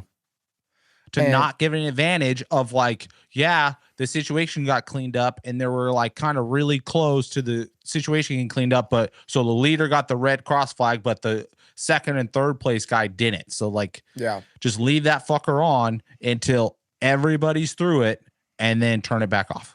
And I know you guys that I am tiptoeing around this subject, but the reason I'm tiptoeing is because this is the information that I got, and I want to make sure I'm right because this is going to start a tiff. You know what I'm saying? And I don't want to be misinformed and be looking like a total dipper do. I want to make sure that I got the information, and I got it from somebody that is reliable. So this are you going to argue your side, or this is what we're working on. All right, so this is my argument side. You ready? I've been ready. 3, 2. Well, first of all, it was a red light. Ty and I, we read in the AMA rule book. Tyler read it specific to me. It has to do with the flag. If the red cross flag isn't out, and this is clearly in the rule book, then you can jump on the red. You cannot jump on the red cross flag. But if the flag isn't present, it says it multiple times in the rule book that if the flag is out, you can't jump. But it doesn't say if the flag isn't out and there's a red light on, then you can't jump. Now, with that being said, those guys did jump on that, but you came around the corner. You seen Joe, you seen Daxton. Yeah, Daxton might be in the wrong. I mean, Pierce might be in the wrong, but Daxton's seen it.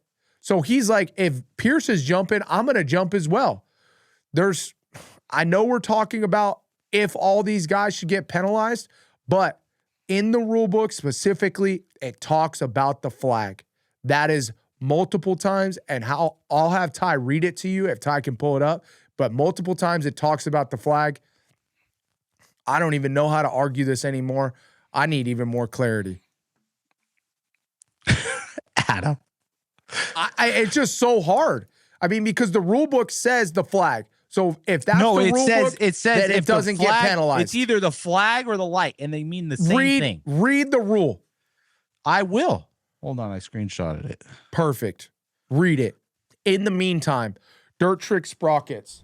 Where is it? Dirt Tricks now has these sick braking rotors. They're made with chromoly steel, the same steel that their sprockets are made out of, and what it gets is 25% more braking power, braking power out of the stock size sprocket, out of any sprocket that they make. Also, on top of that, they do a double disc grind to get that thing extra flat. So what they're doing is they're taking something on the bottom and something on the top and grinding it together as one. So you get the perfect flat disc that is going to make for even more braking power. And they're the only company doing that. Not only that, but they do offer a solid rear disc brake for all you off-road guys that want to have that thing just absolutely durable. And if you're going through the mud, no bracket extension needed. If you guys want to, go check it out at dirttricks.com and use our code TRACKTALKERS26 today. How we doing, Ty? I found it. Let's hear it. Okay. White flag with red cross or red flashing lights. This flag or red flashing light may be displayed red flashing lights. Are you going to listen? Okay, I'm listening. This flag or a red flashing light may be displayed at the beginning of a triple or a series of jumps to indicate a potential hazardous situation on or near the racetrack in an area that may not be may not be clearly visible to oncoming riders. This flag indicates a significant safety concern and takes procedures all over flags until the rider is clear of the incident. So when I read that, it says red cross flag or red flashing lights. So yeah, I know, but the weird if thing, one or the other is displayed, then that applies. Yeah, but read the ending sentence. Read the ending sentence. And this is where it gets a little Tony Alessi bendy the rulesy. Until the rider is clear of the incident? No, keep going. Where did it say about the flag? Because it didn't mention the light. This flag indicates a significant safety concern and takes precedent over all other flags. Yeah, I don't know how you're trying to. I feel like a lawyer could finagle it out because it's saying that the red cross flag takes precedent over anything else. And then here comes, so this is a add-on to 3. Riders must follow all direction given by race officials. Passing is prohibited. Riders must traverse all obstacles individually. Absolutely no double, triple, step on, step off, etc. Riders must exercise extreme caution and not race or accelerate in an unsafe manner. When displayed on a triple jump, the area of concern is at minimum the whole obstacle. Riders must not jump any section of the triple because a rider may be down on the face of the triple or after the first of the second jump, hidden from view and in a vulnerable position. Well, I guess we got to figure out if there's a new rule about some kind of warning light or something. I don't know. Number 5, these rules apply anytime a rider is on the racetrack, including sighting and cooldown laps. Penalties are defined in section 3.1, violations and disciplined actions. If race direction determines that the violation was not blatant or takes place during a sighting or cooldown lap, a warning or a fine may be issued.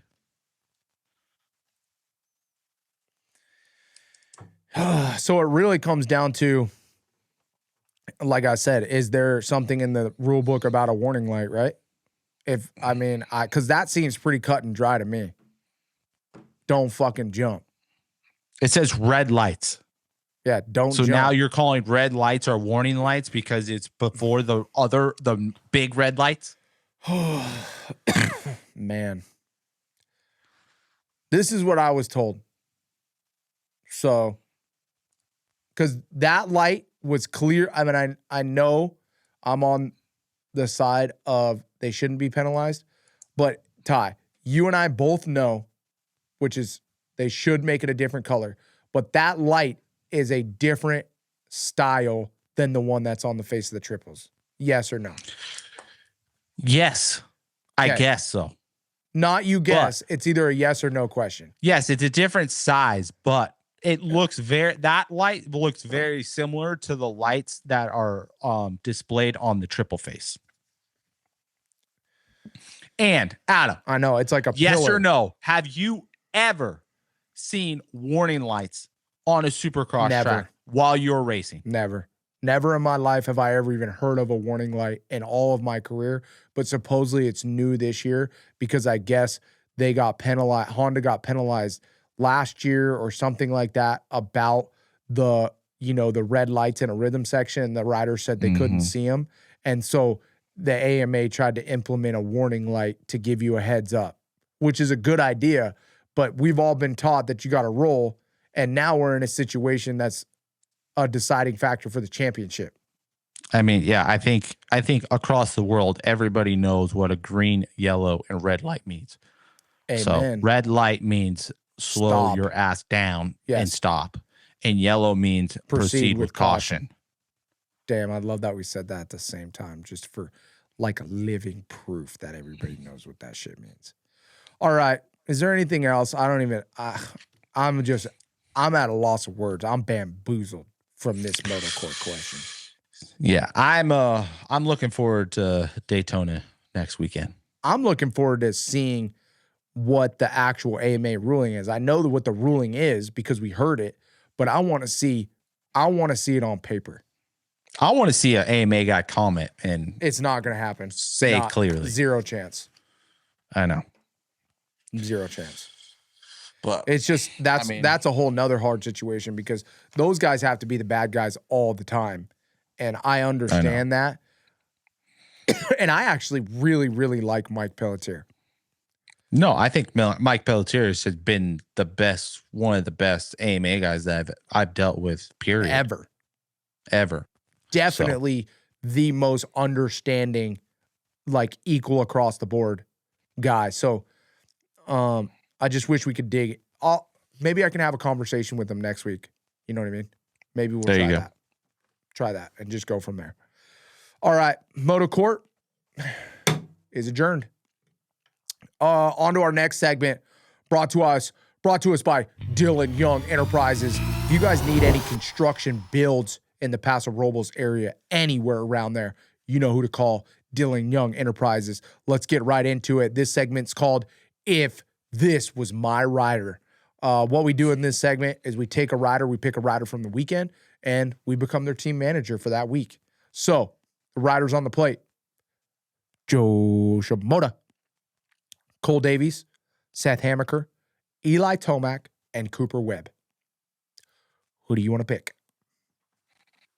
Well, I picked a question on Moto Court, so why don't you pick the rider?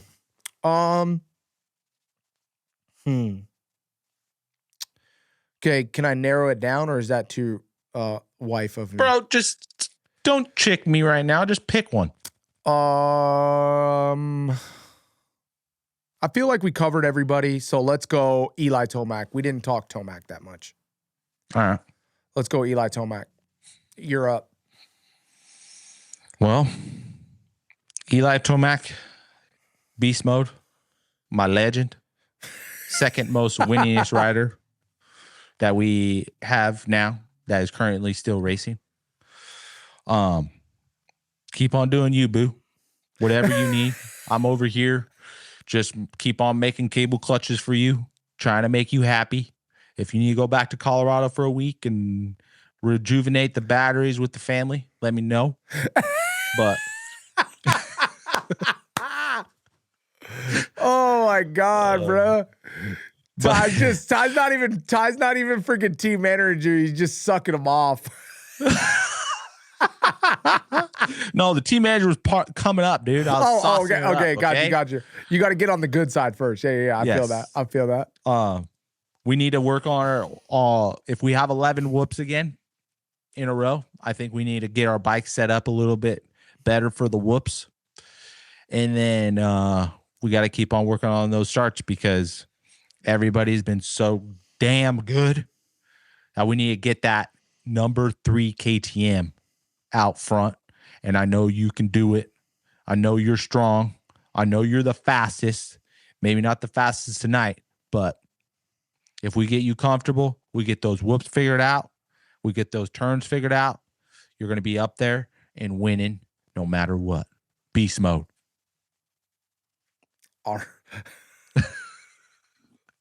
I love it. Uncle Ty was just like, bro, you're just a cheerleader, bro. You do you, boo. I mean, dude, but like, you're talking to Eli Tomac, who's basically almost more or the same experience as you do. Like, what dude, do you I'm even in tell Harrison, Tomac? bro. I'm like 65, 70 years old. I've seen a lot. I got more experience than Eli Tomac.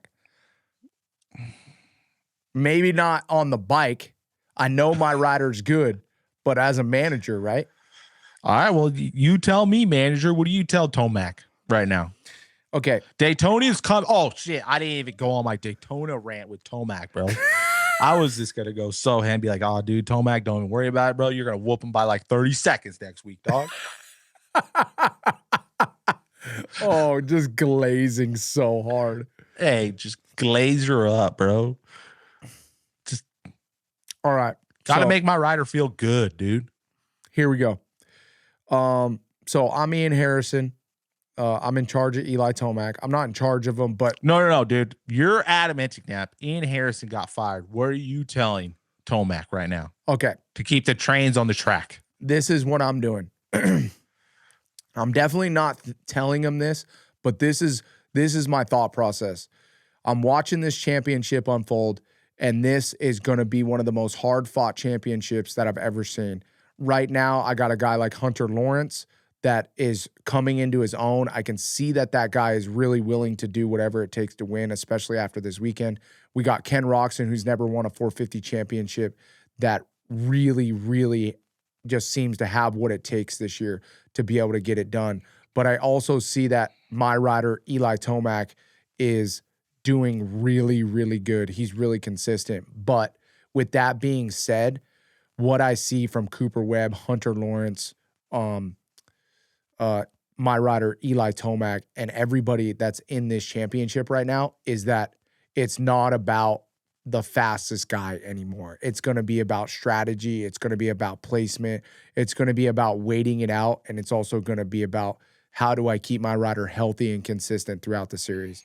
So one of the big things, because I know that Eli Tomac had that Achilles injury, is I'm going to make sure that the schedules are planned to have the least amount of travel as possible. So if wherever we're going, wherever we're testing, whatever we're utilizing, I want to make sure that my rider has the least amount of time on a plane, is getting the most amount of rest, because I know my rider's a little bit on the older side, and one of the things is definitely going to be wear and tear on his body. So I'm going to try to minimize the wear and tear on his body, because I think that's the number one thing. I also think, Ty, that you're right. We have to figure out starts. So what I'm going to do is utilize my other rider that isn't able to race. If Jorge Prado can't come back, and he does, is I'm watching what he's doing off the start. We're really taking a lot of data. We're figuring that out, and we got to transfer that to Eli Tomac, because we got to get out of the gate every single time. This championship is going to be won by who can be in the top 3 in the main event on every start. And right now, with what I've seen from Joe Shimoda and Hunter Lawrence this season, these Hondas can get out of the gate. So I'm really looking for consistency. I'm working on that. I'm working on the starts. I'm working on as much data as I can. Also, on top of that, I'm trying to keep my rider as even keeled as possible. If that means I got to get the family there, if that means I got to keep the family away, whatever that means to keep my rider comfortable, I'm going to try to keep my rider as even keeled as possible. Even though it's Eli Tomac, he's already super even keeled. That stuff doesn't matter to me.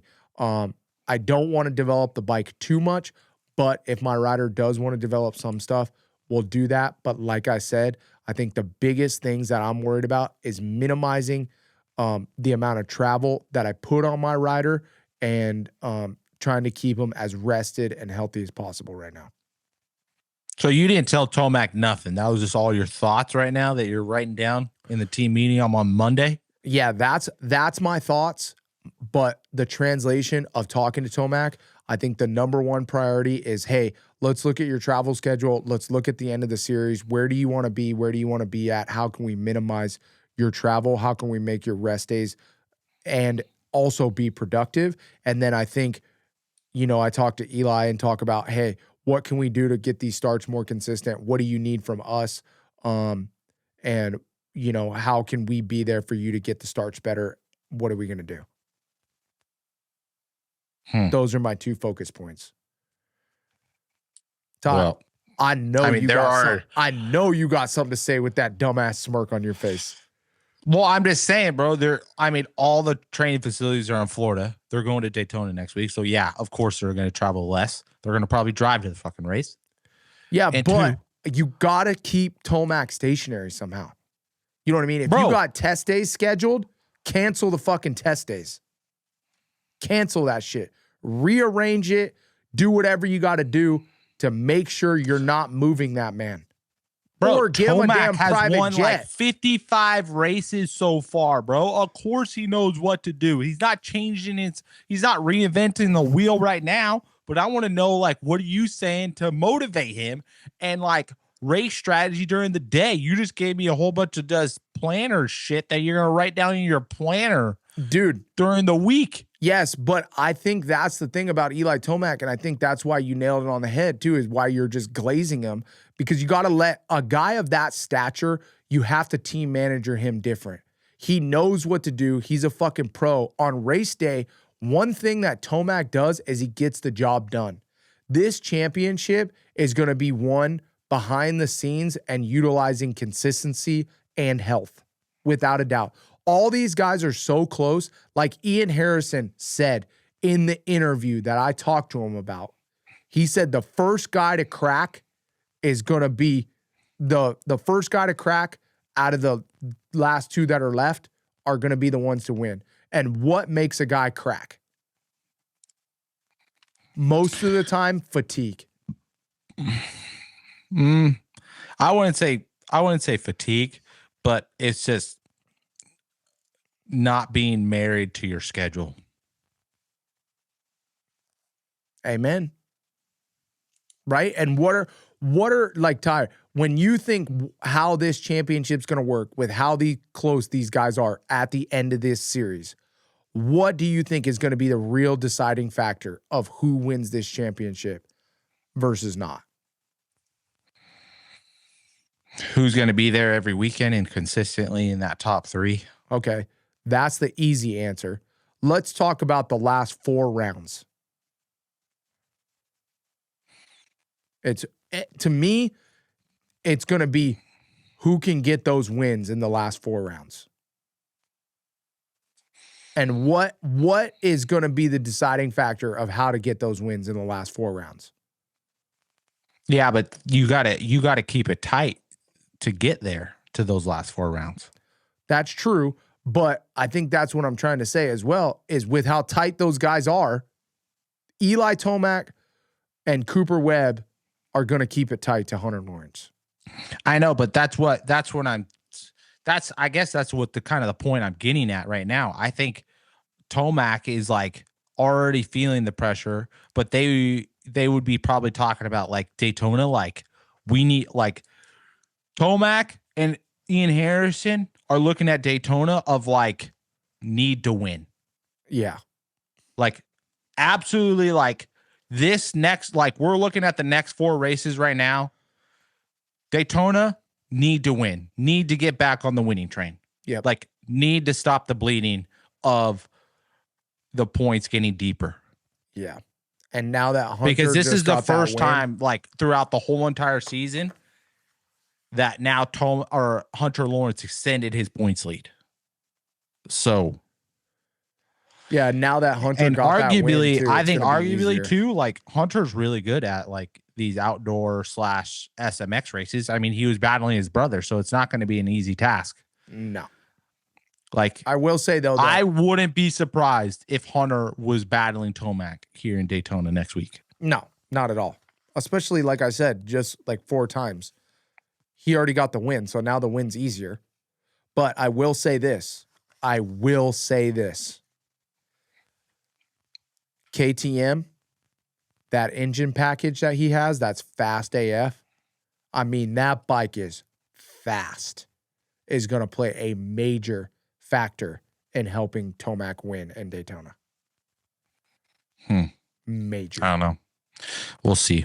Because I mean, they're going to put the scoop on, right? Oh, yeah. Oh, yeah. Oh, yeah. Scoop time, boys.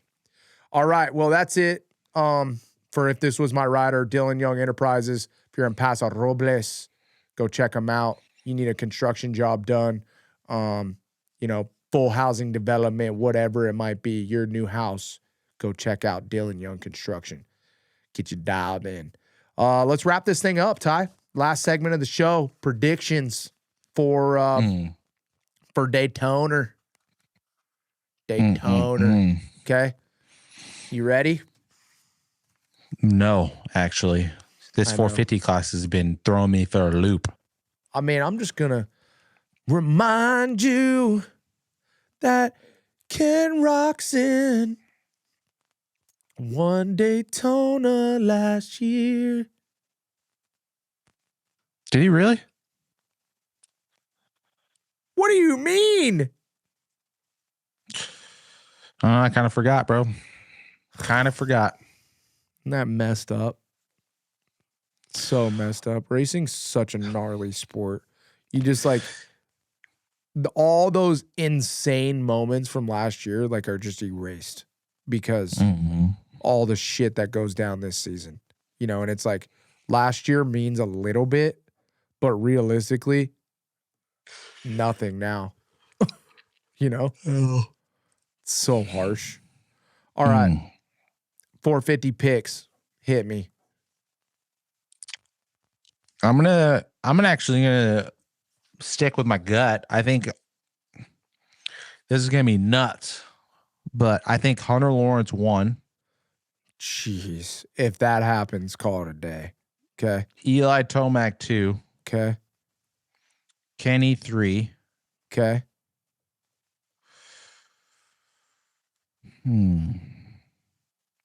Jay Coop 4. Oh, we're going top 5? Okay. Yep. Okay. Justin Coop. Man, the 5 spot's going to be hectic, bro, because Cooper Webb's not really that good at outdoor. And I just don't know how good the Cowie's going to be.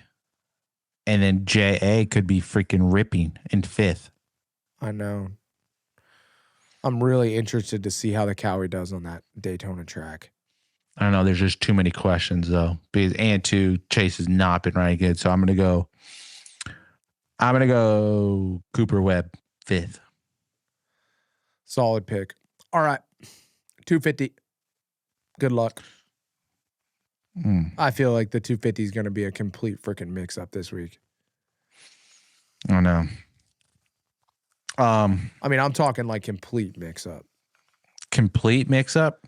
Yeah, like no, that's not true. Joe still be on the podium, but what you thinking, like Nate Thrasher for the win or what? Like Nate Thrasher and Hammaker are for sure probably going to be on the for sure probably. That's funny. I just think that it's going to be.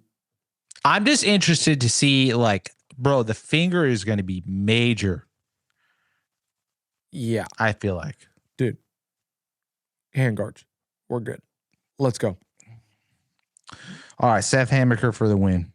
Let's go. Okay. 2. Come on. I'm going to go Joe Shimoda. Okay.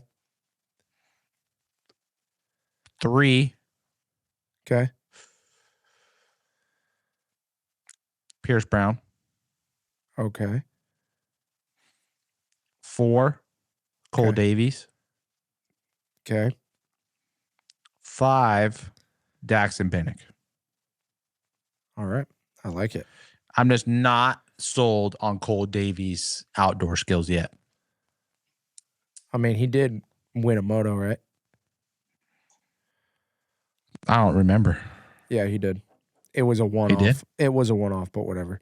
All right, 450s. Eli Tomac. 2. Hunter Lawrence. You want Eli Tomac 1? Oh yeah.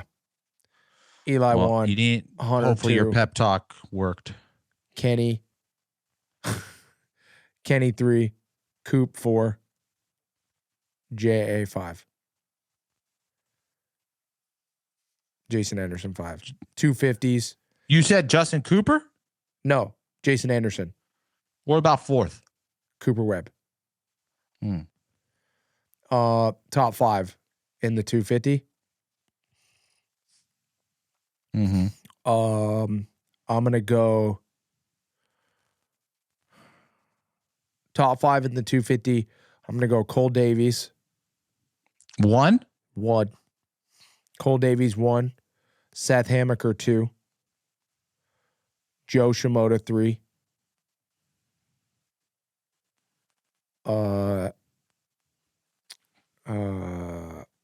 Daxton. No. Yeah, Daxton 4. And Pierce Brown 5.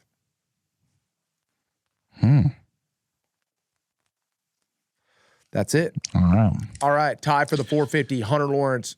Eli Tomac, Ken Roxon, Justin Cooper, Cooper Webb, 250, Seth Hammaker, Joe Shimoda, Pierce Brown, Cole Davies, Daxton Bennick, 5, 450, Eli Tomac for me. Eli Tomac's the winner, Hunter Lawrence, Ken Roxon, Cooper Webb, and then 5 spot Jason Anderson, 250, Cole Davies, Seth Hammaker, Joe Shimoda, Daxton Bennick, Pierce Brown.